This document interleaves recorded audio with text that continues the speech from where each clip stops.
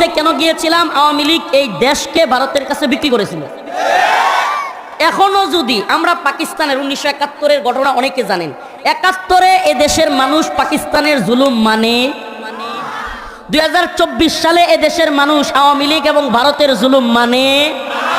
Next time যদি কেউ America বা ইউরোপের দালালি করবার চায়, তারাও আমরা মানব।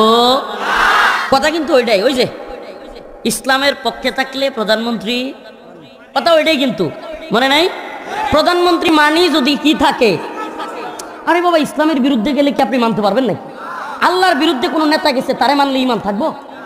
আল্লাহর বিরুদ্ধে গেলে ইমানদার যে, সে কি কোনো নেতাকে মানতে পারবে? নেত্রীকে? আরে আমার ভাইও যদি আল্লাহর বিরুদ্ধে যায়, আমি কি তারে মানবো না আল্লাহরে মানবো?